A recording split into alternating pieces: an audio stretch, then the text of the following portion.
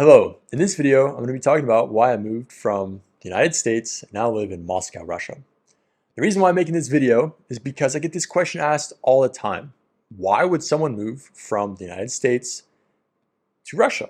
Well, that's the point of this video. I want to explain why. And I also realize that it's actually quite difficult to explain in a sentence or two why I moved here. So I sort of have to go through a list of reasons why I like living here to fully explain why I live in Moscow. So, disclaimer, I'm making this video for people who are interested in why someone would move from the United States to Russia. I'm not here to change anyone's mind. If you are anti-Russia, if you don't like Russia, this video is not for you. It's going to make you unhappy and it's going to trigger you. So save your energy and go to a different video. This video is not for you.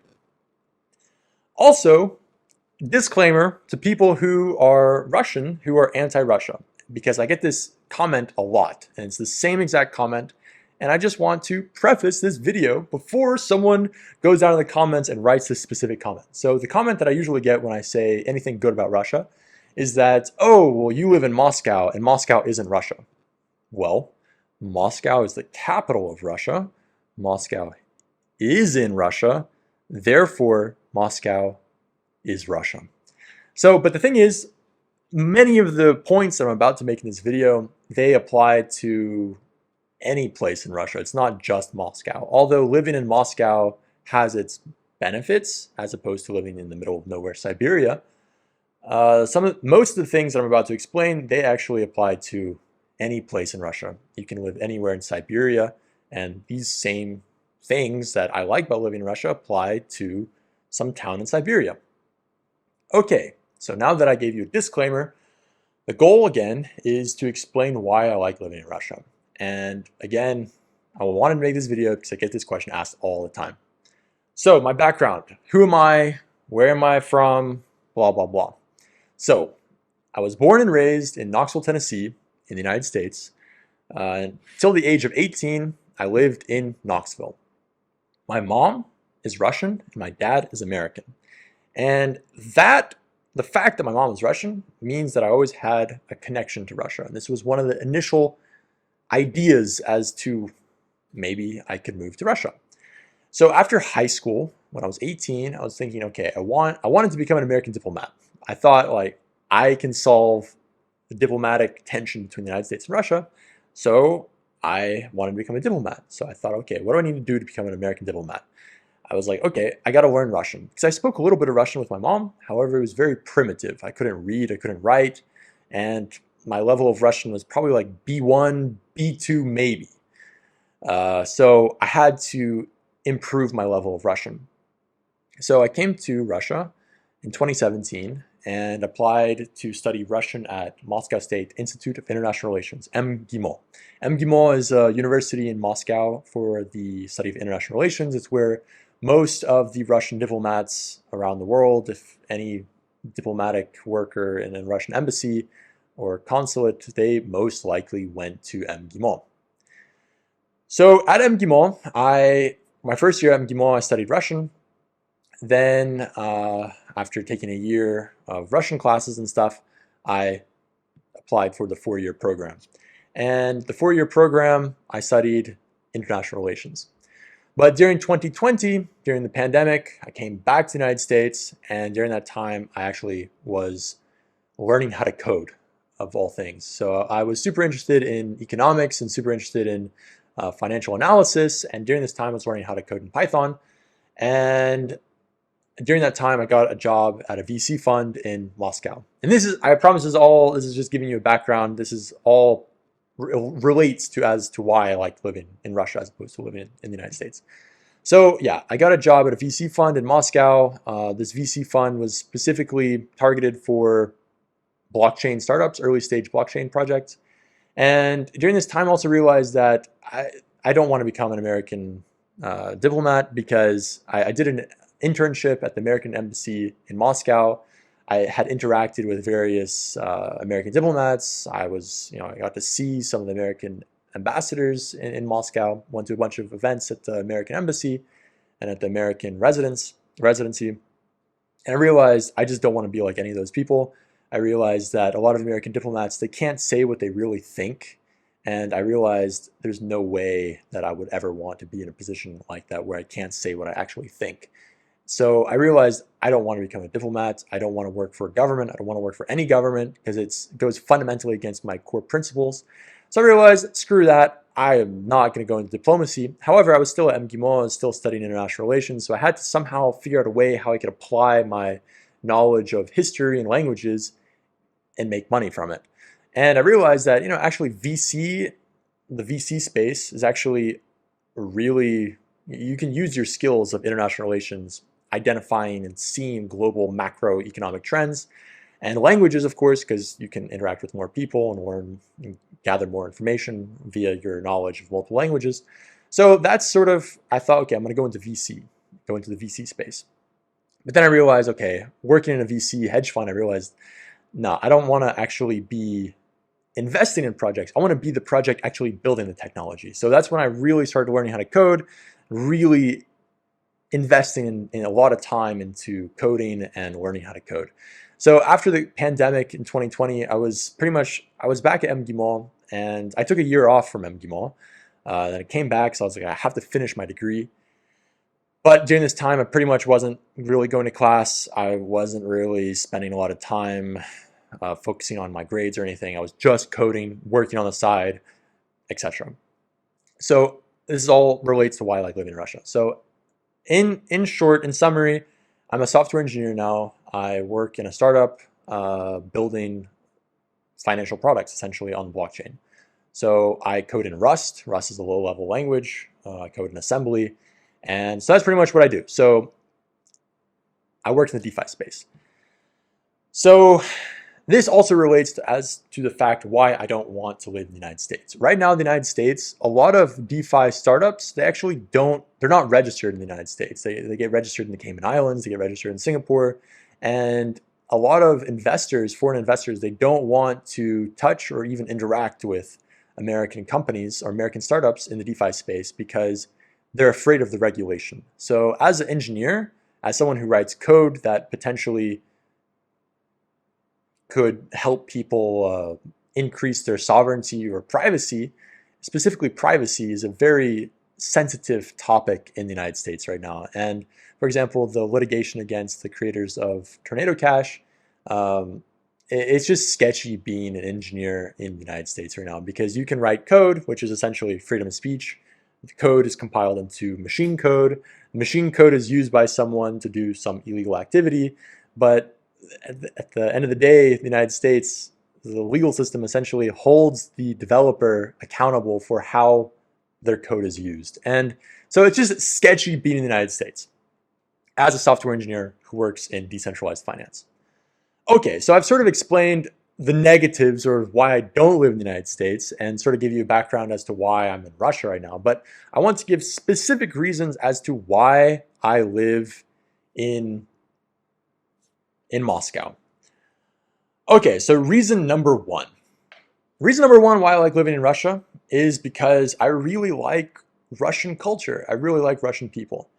So I like Russian food. I like the Russian stoic mentality. I like the fact that people can, it's like this sense of no matter how hard it gets, we're going to be okay. That's like sort of the mentality of everyone here. I really, really like that. I also like that in Russia, people have a lot of common sense. I feel like there's a lot of common sense. People can fix things. People are just smart, just like street smarts here. Everyone has it. And I just really like that. And whereas in the United States, I don't really know if that exists. Maybe in Europe, I think to a certain extent, people do have a little bit more common sense in Europe, but that's one thing I really like about Russia. People have this common sense attitude, and that's what I like. I also think that a lot of Russians are super resourceful. For example, a lot of people in Russia have summer vacation houses. They're called dachas, and people grow their own food. People, build stuff there. They build their own, saunas. I think that's so cool. Whereas in the United States, that doesn't really exist. So another thing I really like about Russia is the culture around health. This might sound a little bit odd, but I like the fact in Russia, people really are They really like going to the saunas. There's a culture around the sauna specifically, and jumping into cold water. This is something that has existed in Russia for a very long time. It's a core part of Russian culture, is the sauna and cold bathing thing. I really, really like that. That might sound weird, but I really like that about living in Russia is because there's all these cool saunas that you can go to and jump in the cold water. I did this thing, it's called Epiphany. I think it's in February or in January, where you jump into a freezing cold ice pond. That was awesome. That was so cool. I'm definitely going to do that again. And that's one thing I like about living in Russia is like the sauna culture. It sounds very odd, but that's what I like. Another thing that's related to Russian people and culture that I like about living in Russia is I like Russian girls. So Russian girls are very beautiful and very educated, and in the future I want to have a family. And if I'm looking for a woman to start a family with, my criteria has to be highly educated, speak more than three or more languages ideally, because I speak 3 languages. They have to be, attractive, and they have to have traditional values and be Orthodox, support Orthodox Christianity. So in the United States, finding someone who speaks multiple languages, who wants a family, highly educated and attractive, you're not going to find anyone like that. So you have to really go somewhere else to find someone like that. And the probability of finding someone like that in Russia is much higher than in the United States. Okay, so reason number 2, why I like living in Russia. I like living in Russia because masculinity is encouraged. In the West, men are sort of, I don't know, it's like demonized, or people just don't encourage men to be men. It's like they got rid of Boy Scouts, everyone's becoming transgender, everyone like celebrates being gay. Have nothing against transgender people, have nothing against gay people, but it's just over celebrated and it's everywhere. And it honestly makes you think maybe there's something in the food, which there is. There's something that's poisoning the food, the water, and it's actually chemically making people less masculine. You can look at a chart of testosterone over the years, on the average testosterone of the average male, it's been going down. So that's what I like about living in Russia, is that masculinity is encouraged, men are valued, whereas in the West, men are beaten down and are told that they are the source of all of the issues in society. And I think that's a source of so many problems in the United States and in the West. Men aren't valued, and it has to do, a large part of it has to do with this toxic femininity, toxic feminism, where it's just like all in your face, like all the time, people, just saying men are evil, and, I don't want to be a part of that. So that's why I moved to a place where men are valued. That's what I like about living in Russia. All right, reason number 3. Russia values the youth. So in the United States, and to a certain extent in Europe as well, the youth are not valued. I think, like, especially in the United States, you think about Florida, the entire state of Florida, like half the GDP of Florida is dedicated to the old people, like the nursing homes, all those assisted living places. And you look at the government, the US government, everyone in Congress is like 90 years old. Like, how are these people still alive? Like, it just doesn't make any sense. The whole country is run by old people, and all the decisions are made by old people for old people. And young people are just sort of left to, their own devices. And honestly, young people are put down because, for example, in the United States, young people are encouraged to take on hundreds of thousands of dollars of debt, and it's ridiculous. In Russia, that's not the case at all. Russia really values the youth. There's a lot of opportunities for young people, whereas in the United States, it's like America actively subverts the youth. So anyways, also education in Russia is free, or for the most part, if you have a scholarship. And if it's not free, it's like $4,000 a year, which for Russians, that's sort of expensive, but in the scheme of things, I still think that's super cheap. So that leads me into my next point, Point number 4, education. So I think education in Russia is honestly much better than education in the United States at all levels. I think education in the universities, after going to a Russian university, it's just no nonsense. You don't have to take all these like core classes. For example, doctors, I think you become a doctor in like 5 or 6 years in Russia, whereas in the United States, you have to do 4 years of undergrad.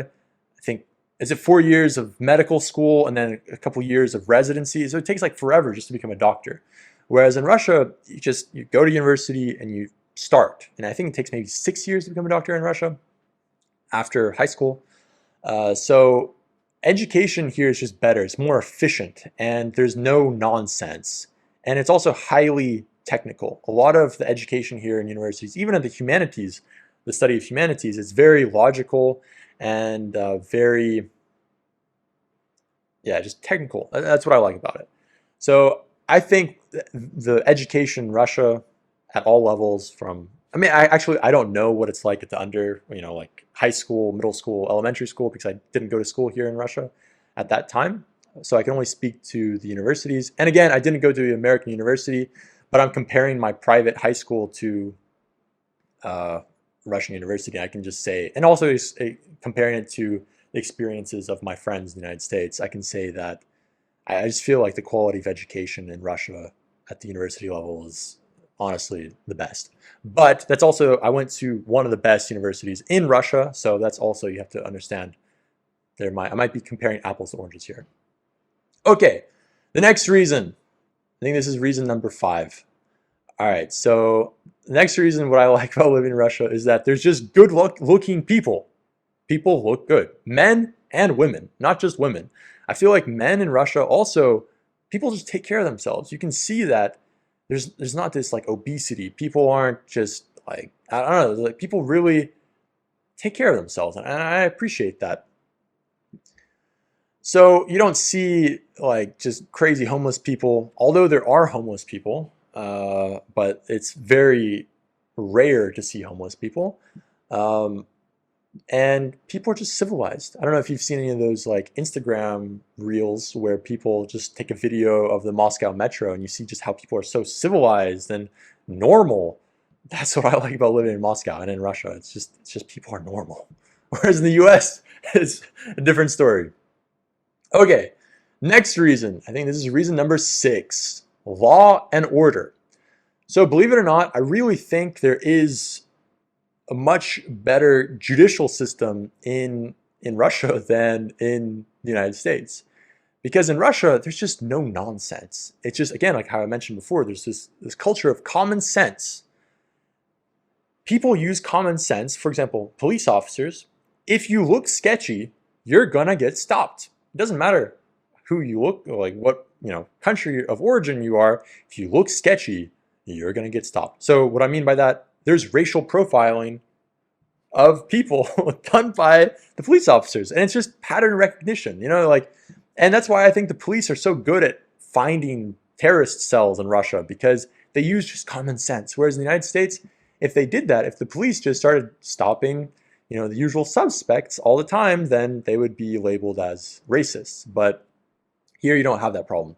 You don't have problem like knife crime and all that, like in London. You're so just relaxed walking around the center of Moscow, or pretty much anywhere in Moscow. There are sort of sketchier areas in Moscow where I wouldn't want my daughter or someone, I don't have a daughter, but I'm just saying, like, hypothetically, I wouldn't want my daughter walking around that area of Moscow by herself at night. But for the most part, Moscow is very safe, and this is pretty much all of Russia. It's very, very safe. You're not going to get mugged. It's just a very chill place to be. You're not like, your head doesn't have to be on a swivel, although it should be. You're just sort of relaxed here. Whereas if you're in London or in Paris, dude, you better be ready to get attacked. In Moscow, you don't have that problem.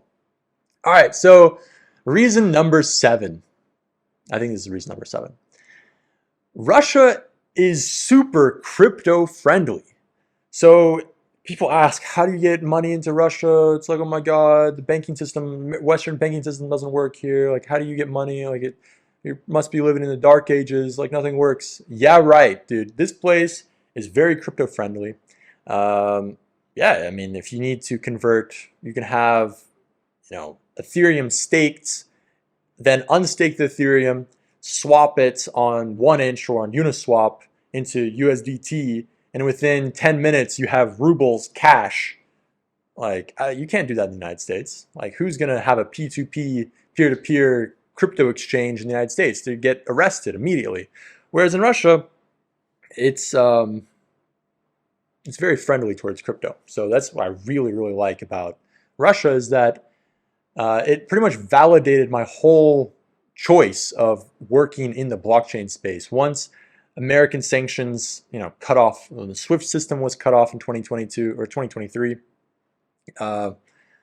Yeah, it's just like sort of like made it so obvious, like why I'm working in the blockchain space, to increase the sovereignty of individuals over their financial over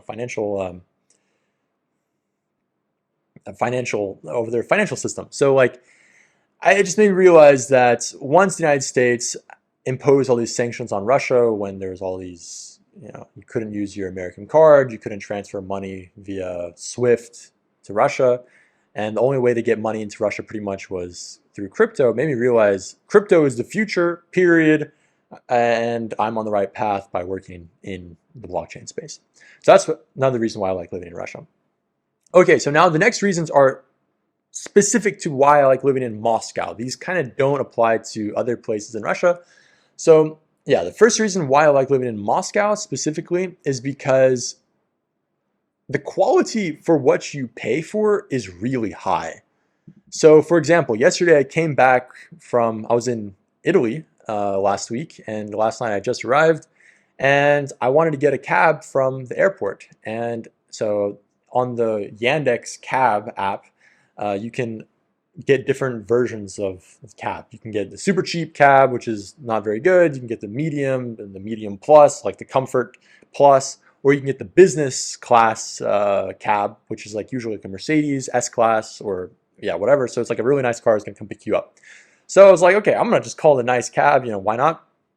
And you have a Mercedes, like E-Class, comes, picks you up. The guy is in a suit. And for a 25-minute ride in a cab, it's like $20. You're like, wow, this is really, really nice. In the United States, from JFK to Manhattan, you're going to get a really sketchy cab. It's going to take a long time for the cab to come. You're going to wait in line at JFK. Then JFK by itself is just super sketchy. You're like freaked out to be there just to begin with. And it's going to be like $120 just to get from JFK to downtown Manhattan. So I don't know. I just think like, okay, so yeah, the quality for what you pay for is just amazing in Moscow. Another reason why I like living in Moscow is access to everything at all times. Pretty much. So like the other day, I like had a computer part that broke, and it was like a cable, like a specific cable. I'm thinking like, okay, I need this computer to work now. I can't like wait for it to be delivered tomorrow. I need it now, and I'm willing to go anywhere in Moscow to get this specific part. So I walk down the street to this computer store, and it's there. It's like the computer store is like open until like 9 a.m. to 10 p.m. or something, and I just get this part and it just works. I don't think you could do that. I mean, maybe in New York, probably in New York City, you could have that happen, but like that's just one specific thing why I like living in Moscow. Is just the availability of all these random things at all times is super convenient. Yeah, another reason what I like is restaurants. Restaurants are really nice in Moscow. Again, what you get for what you pay for is like the quality is really high. Yeah, so next reason is the service industry is pretty decent. I wouldn't say it's like the best or anything. You're not going to get this like super luxury like service experience in Russia, but it's pretty good. It's pretty good. In the US, it's the service industry, and it's like restaurants and stuff or hotels. It's very hit or miss.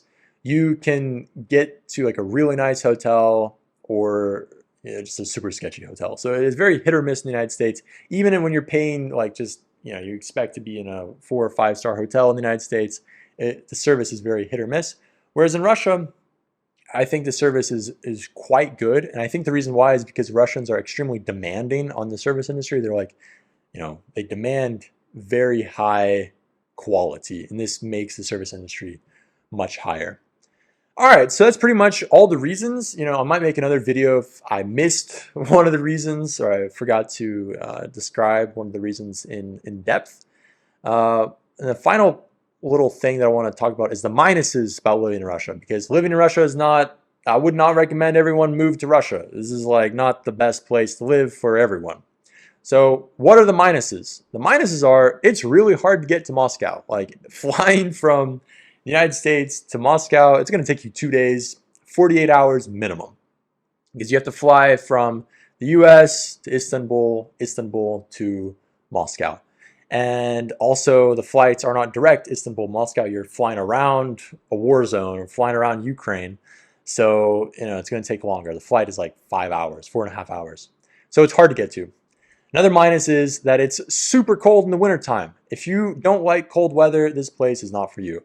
Also, I would say that seasonal affective disorder is definitely a thing here. I think like in February, like at the beginning when it starts snowing and everything, everyone likes the snow. It's like the atmosphere is really like cozy and everything. But then in February, it gets really difficult and you really need to think about going to a warm place. So it's cold and that's a minus.